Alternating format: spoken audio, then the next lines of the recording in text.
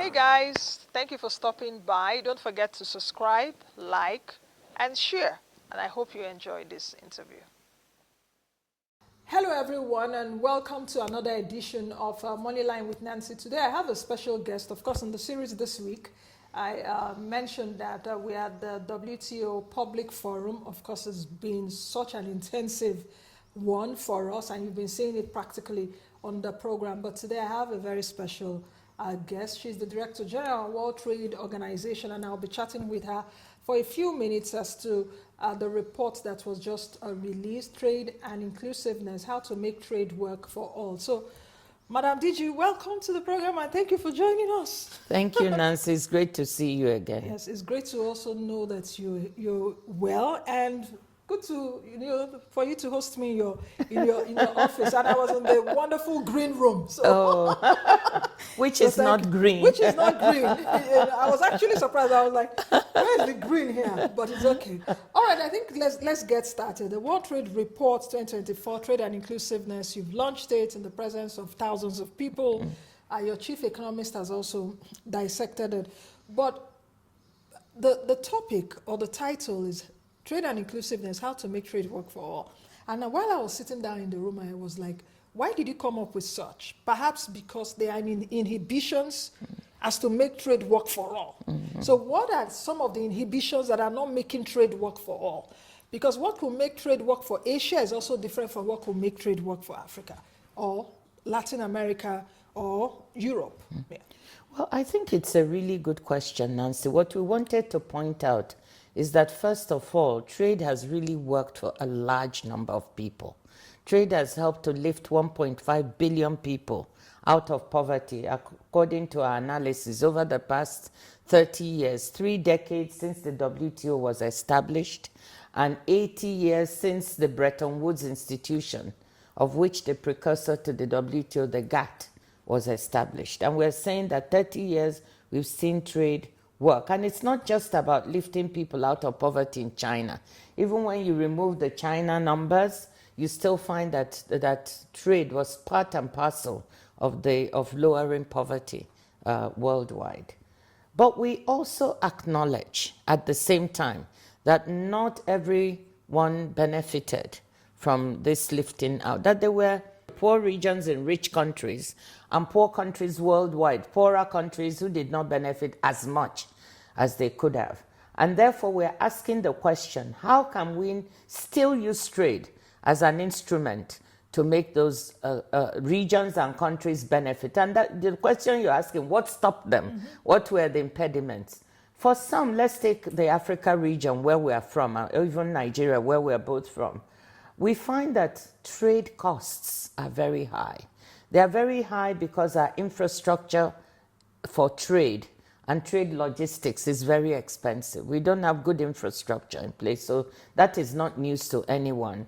We also have bureaucratic hurdles and requirements that also get in the way. So these are trade costs that, act like another tariff barrier. And you've heard me in previous speeches say that our trade costs on the African continent are almost equivalent to another 300% tariff on a good. So if you have 12% import duty, you add another 300, what will that be? It makes it prohibitively expensive. And therefore, the country or the region that has such high costs will not benefit as much as it should. So, but that gives us what to work on. And how do we work on trade costs to bring them down? We've actually found in the report, if you look, that lowering trade costs helps to speed up GDP growth. So that's one barrier. You asked me in different parts of the world, but let's speak to the part of the world we know. Therefore, we need to work on our infrastructure, maintain what we have, and add new infrastructure. Isn't it interesting to you that it still costs less to ship something from China to Lagos than from Dakar to Nigeria, from Dakar to Lagos, or from Morocco to... on the continent, the connectivity, we don't even have a shipping line that can deliver goods along the coast. So we should ask ourselves some questions. How do we bring that? That can make trade with the outside world less expensive. But even within Africa, where we have the wonderful African Continental Free Trade Area, we still need to take care of our logistics and infrastructure if we want that to work. So that's one of the real concrete answers to your questions. Now, let me just end by adding one more thing. When we say inclusivity, we also mean that we should take advantage of opportunities to include regions not included before. We now have a unique opportunity in the world where everybody is saying that during the pandemic, we saw supply chains were too vulnerable. For certain goods, they're too concentrated. Some goods and their supply chains are concentrated in one country in the world or just two countries, like China, maybe Chinese type. Others, pharmaceuticals, maybe 8 countries are producing and exporting 80% of the vaccines. And we are saying that let us, if the world wants to be more resilient, they need to deconcentrate supply chains and locate them. And why not relocate them in those regions that didn't have them in the first place? If you want to build resilience, it's not concentrating them again in another country. So you can relocate in African countries that have the right business and environment, in Latin American countries, or in Asian countries that have the right business environment, aside from Vietnam and China and India. So that is what we call reglobalization. Reimagine globalization, relocate supply chains to benefit those not included, and that will make them trade more. So in the context of this question, how is the WTO supporting and assisting especially the least developed countries to participate and to perhaps also take the dividends of global trade? I was listening to you yesterday when you were briefing us on the green room, and you said that one beautiful thing that you like about the WTO is that even a small country can stop a big country, as it were, unlike what we see in other institutions. So what specific things have you been doing to be able to push for those least developed countries to be able to participate, and not just having a voice, but participation that will bring in monies for them? And you're right, because the share of least developed countries in global trade has hovered around 1% for quite some time. It's stagnated. The share of Africa in global trade hovered around 3%, and we need to increase those numbers. So what specifically are we doing? First of all, we are trying to negotiate agreements that may be beneficial to these countries. But more important than that, we're looking at the future of trade and saying, where is trade going? For example, we see that the future of trade is digital, and it's also services. More services. Services trade is growing faster than goods trade, okay? So right now, total world trade is $32 trillion. Of that 32 trillion, 25 trillion is goods trade, and the balance is services. But goods trade is growing slowly. Services trade is growing faster than goods trade.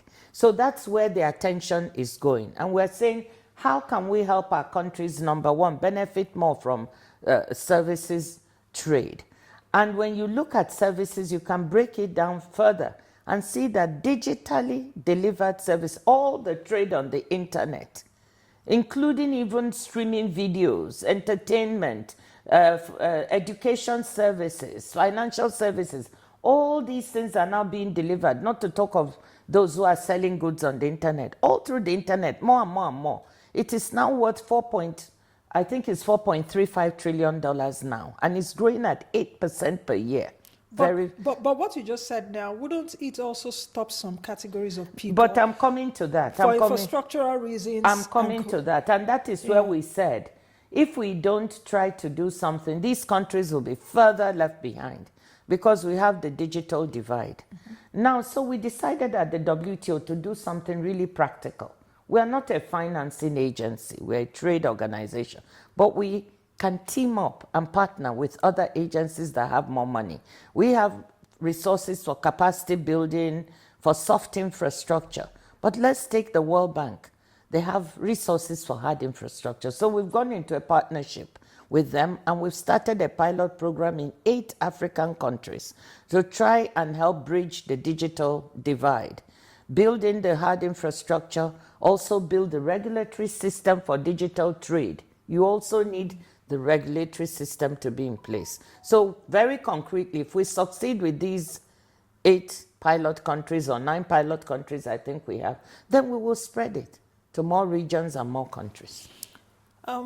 When you addressed us yesterday, you mentioned that trade promotes peace, and that also, resonated with me. But in the last few years, 2, 3, 4 years, we've seen fragmentations around the world, especially even with the geopolitics tension and all of that. How worried are you about the different fragmentations that are risks to global trade? We're quite worried, and that's the answer. We've seen that over the past 80 years, when the precursor to WTO, the General Agreement on Tariffs and Trade, the International Monetary Fund, the World Bank, all these organizations were created after the Second World War in order to promote peace, because the belief was that when countries trade more with each other, they are less likely to fight. And it has largely been borne out over the past 75, 80 years. But now we are seeing more conflict, we are seeing more fragmentation, we are seeing geopolitics coming, we are seeing unilateral measures being taken by many countries. And therefore, we are worried. We still believe that trade is an instrument that promotes collaboration. If you're trading together, you're less likely to be fighting each other. You'll be talking around promoting your economic prosperity. But it is true, we're worried about fragmentation, about potential trade policies and wars that are not conducive to collaboration.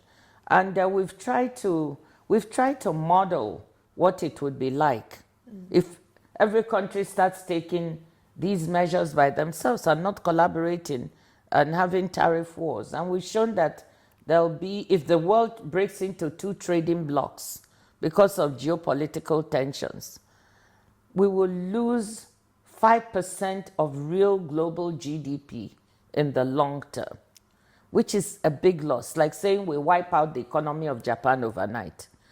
That is not, and it will impact developing countries even more. Double-digit losses for these countries. So we don't want to see fragmentation. Okay, final question as we go. Trade and inclusiveness, how to make trade work for all. What does inclusiveness mean, or inclusion? Because inclusion in Africa is different from inclusion in America. For example, you just made mention that trade promotes peace, and what my mind went to, those days, they used to say, oh, intermarriage used to cause peace so that people don't go to fight. For example, in Nigeria, Yoruba should marry Igbo so that, for that collaboration. So that's what you try to explain. But in this situation now, what is inclusion? Because inclusion to an African could just be good roads, for example, to go to the farm gates. In America, for example, that is not an issue anymore. So what does inclusion mean? But there's inclusion that everybody understands. When you, either as an individual or as a region or as a country, are not participating in global prosperity, then you're not included.